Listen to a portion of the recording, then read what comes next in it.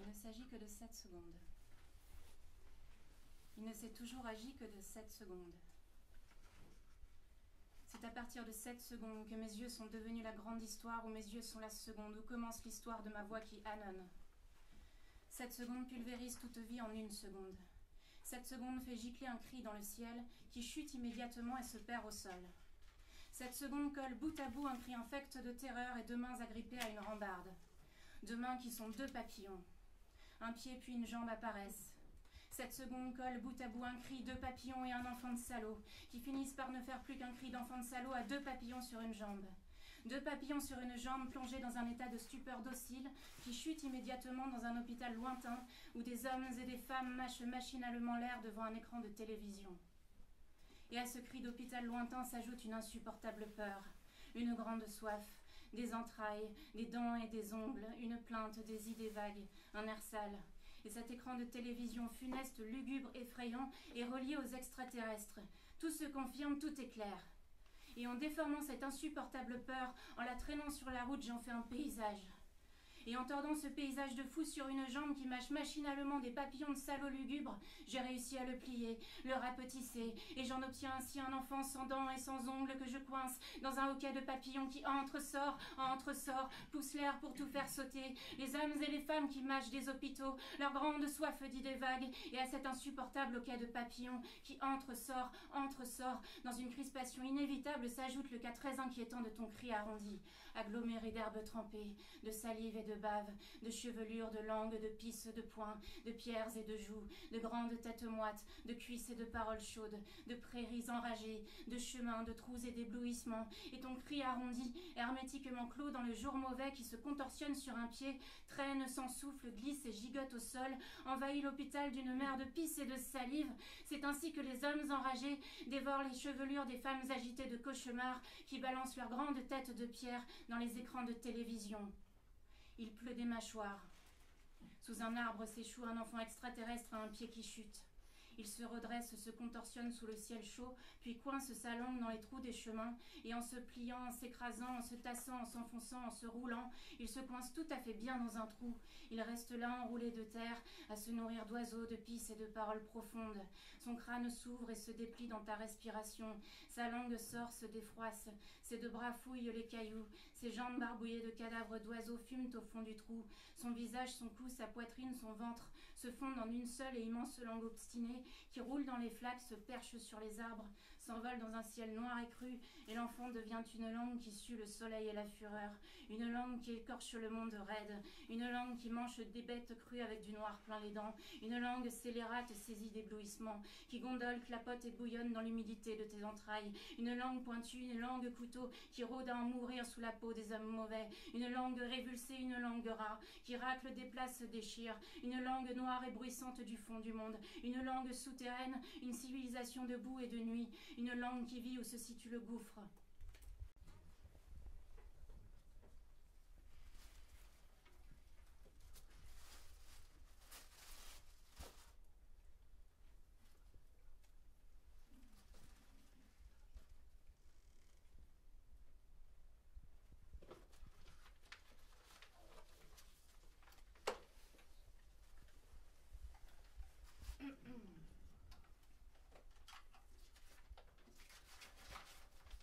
Ouvrez-les.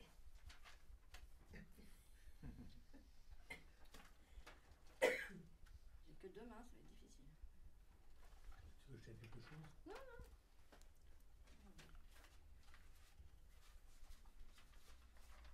Le cerveau des plantes, c'est dans la... Et les arbres, leur QI, il est nul. La question, c'est est-ce que les plantes sont intelligentes? On ne met pas de... Yemé au mot intelligence, dit Madame Nan. Avant, on en mettait aussi pour dire l'intelligence des ordinateurs. Maintenant, l'intelligence des ordinateurs se passe de guillemets. Et l'intelligence des plantes aussi, on n'a plus besoin de yemé. À quoi vont servir tous ces yemé avec le progrès de la science, dit Madame Nan. Et les mots dans la science, c'est pas de la science action. Maintenant, ôtez les mais on vous autorise. Et l'arbre, est-ce que l'arbre est intelligent parce qu'on peut le transformer en poteau? L'arbre est intelligent parce qu'il pousse tout le temps. Imaginez-vous comme l'arbre, dit Madame Nan, les en croix et de la masse de chair pousse autour. Vous vous croyez intelligent avec ça? Les arbres, des muscles, ils se déplacent, ils bougent sans arrêt les arbres, mais on ne devrait pas dire ces mots-là. Ces mots-là, c'est pour l'homme et l'animal. Qu'est-ce qu'on doit dire alors? Mais est-ce qu'on va mettre des yemés ailleurs? Les plantes ont le sens de soi-même. Où c'est qu'on met les yemés dans cette hase? C'est qui le plus intelligent? Avez-vous vu les beaux mouvements des plantes? Une belle danse, dit Madame Nan. Depuis qu'on a le cinéma, on voit ça. Le cinéma a rendu leur intelligence aux plantes. Est-ce qu'on peut dire cinéma? Est-ce que le mât est intelligent avec les plantes? Et pas de l'intelligence pour les plantes, alors qu'est-ce que c'est? Il est où le cerveau? Dans les racines, ils me disent. Les racines, elles bougent tout le... Les racines, elles cherchent leur direction, leur avenir proche. Tient pas en place une racine. C'est le mot capable, une plante, dit Madame Nan. On ne saurait pas... Ah, c'est comme un arbre. Un arbre vieux, ça nourrit les petits arbres, mais il faut être des yemés partout là. Il faudrait les mots pour les on n'en a pas, mais... Il y en a, mais c'est pour la... On a beaucoup de questions ici, c'est énorme, toutes ces questions. Et tous ces yemés. Par exemple, la est-ce qu'elle est sensible? On se réjouit d'y penser. Les tigres cherchent les mots, ils s'en réjouissent tous. Et les arbres, avec leur intelligence, est-ce qu'ils parlent? Comment ils communiquent? Encore un problème de mots. On trouve devant un vide, chacun cherche ses mots. Faites attention au langage. Le problème reste entier. Parlons de la plante qui... Nous sommes capables. La plus totale, et je pensais, en vous écoutant, je me pensais à 3 questions. Et je me suis dit, voilà, on va poser 3 questions. Et la première serait par exemple, est-ce que vous savez comment je m'appelle? Non. Personne? Michel. Voilà. Hollande, oui. Quand on Non, dit je parle de Hollande. mon vrai nom. Hollande, non. Non, je parle de mon nom d'état civil. Il n'y a pas de blague. Hein. La mouche? Tout simplement, comment? Cécile comment? La Ménardi. Ménardi. Alors, eh bien, je propose de vous faire une sorte de petite exposition express et de faire une monstration non plus de Cécile Ménardi, mais de Cécile Ménard. Waouh. Et généralement, quand je suis Cécile Ménard, j'ai un petit collier, donc je vais le mettre. Ça facilitera, ça fera une sorte de signe distinctif. Voilà. Là, vous avez Cécile Ménard.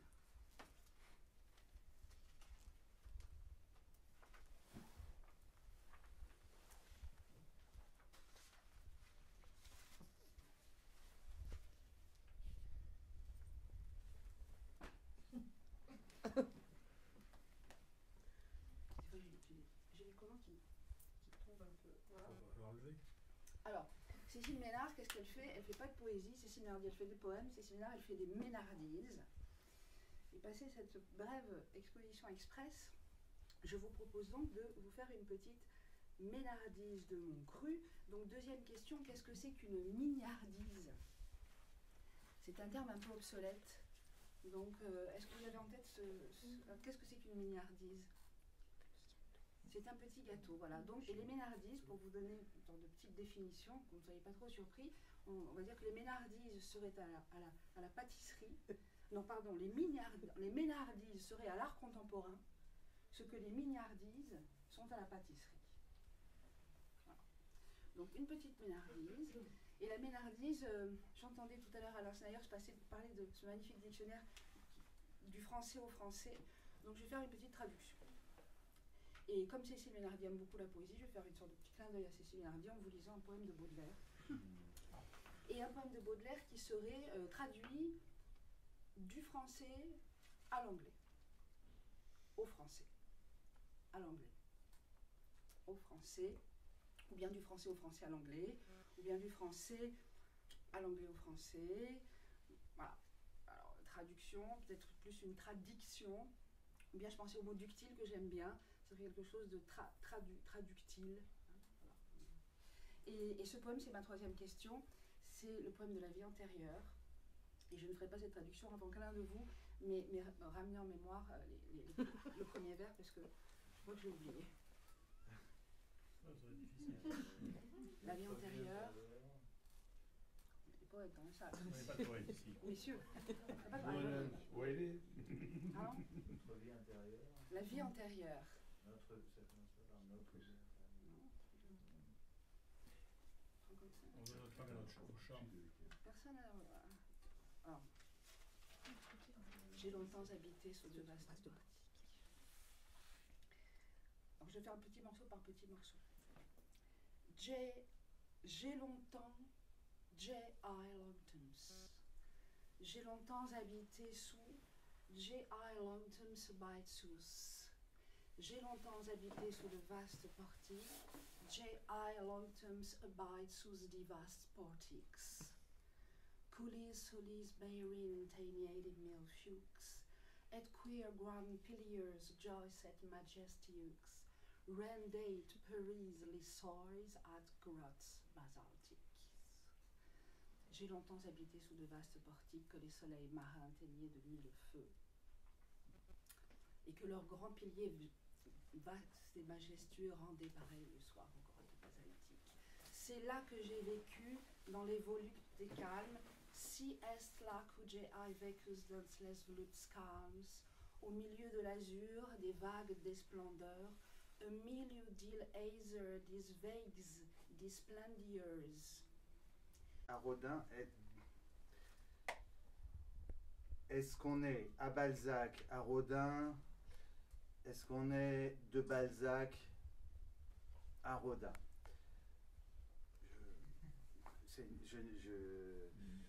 Voilà. De Balzac à Rodin, il y a un pas. De Rodin à Balzac, il y a une dizaine d'années, à peu près. De Balzac à Rodin, il n'y a qu'un pas. Pas chassé. Un pas.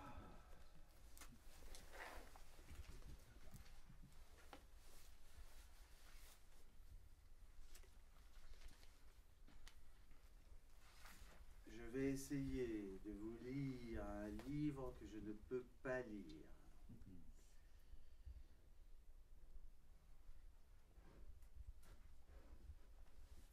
Qui parle de ça. Qui parle de Balzac à Rodin. À Balzac, à Rodin. À U et A. De Balzac à Rodin, à Balzac, à U. À Balzac, à où? À où? À où? À Honoré de Rodin, à Auguste de Balzac. Vous comprenez bien que c'est un auguste honneur d'être ici.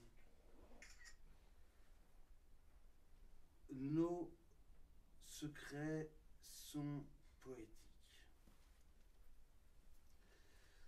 Vous comprenez bien que c'est l'augure bien des horreurs. Et je ne voudrais pas mettre trop mauvaise ambiance, mais quand même. De Balzac au Rodin, il n'y a qu'un pas. Je vais le franchir, le chasser. Dans Balzac, dans Rodin, il y a un écran. Il y a un secret qu'on tartine. J'aimerais tartiner avec vous. J'espère qu'on le tartinera ensemble. On m'a dit, il y a des rillettes. Les rillettes, ça se tartine. Il y a des pommes de terre, mais frites. Elles ne se tartinent pas. Allez. Je vais vous dire un secret.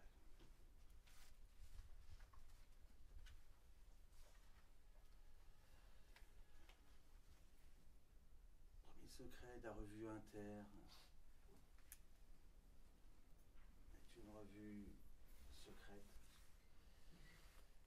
Deuxième secret, j'ai un peigne, mais je ne me peigne jamais.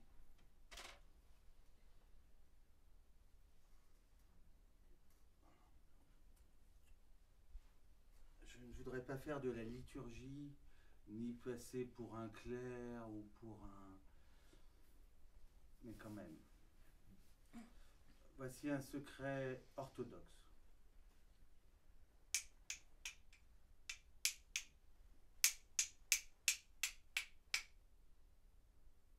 Si vous êtes un peu de culture chrétienne, mais ce n'est peut-être pas le cas, vous reconnaissez.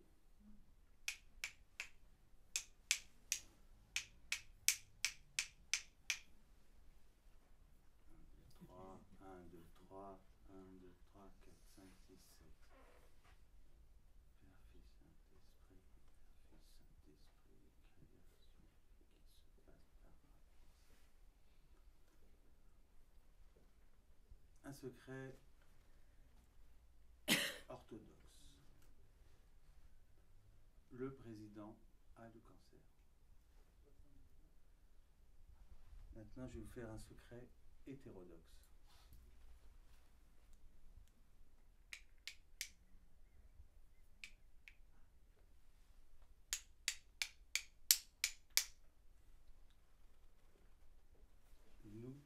Nous ne voyons pas à nos yeux.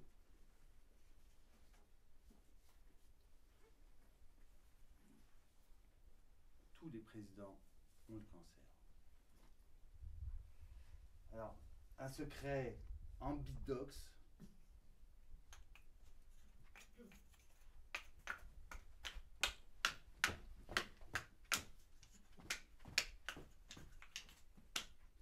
Nous sommes tous présidents. Au tout début du christianisme, Saint Ture fut forcé par les païens d'adorer une statue du dieu Mars. En se prêtant difficile et moribond, les croyances théologiques se trouvaient infiltrées par des dogmes peu compatibles avec les croyances de l'époque. Nous sommes au début du IIIe siècle et les esprits tout autant plotiniens que porphyriens s'agitaient dans des directions marginalisées. Saint Ture ne pouvait ignorer la grande dépendance théorique qui allait s'extirper des nouvelles croyances et leur sera interdit. On voulait à tout prix empêcher les invasions barbares. Ture était convaincu de ses positions et aller faire la guerre lui convenait. Mais il faillit à la tâche en recevant à la tête un sentiment de honte. Mais très impliqué dans sa magistrature, il ignorait toutefois en quoi il pouvait à ce point déterminer la nature des choses.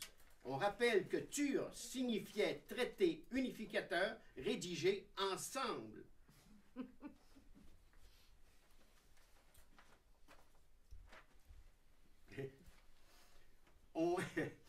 On aura dit que ce saint avait été au centre d'une querelle philosophico-théologique. En effet, Plifié s'était enorgueilli de pouvoir effectuer des miracles, ce qui a été interdit à cette époque, même depuis les Romains. Plifié voulait probablement souligner son apport à la conscience juvénile, mais il s'était aussi fait des ennemis. Plifié ne pouvait que redouter des processus chimiques qui obtenaient dès lors des prises de position dogmatiques.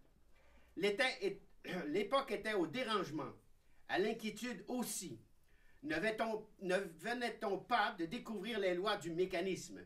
Une certitude opposait l'intellectuel du temps. Plifié était audacieux. Il avait lu Giordano Bruno, et son esprit touchait à l'infini, tout comme le Nolin. Tout lui semblait terrifiant. La peur s'installait et il serait difficile de ne pas s'orienter vers une métastase linguistique verticale et ses tentacules poético-lymphatiques. Un certain renversement s'installait dans une recherche heuristique implacable. On rappelle que plifier signifie planification lente, issue fatalement impliquée émotionnellement.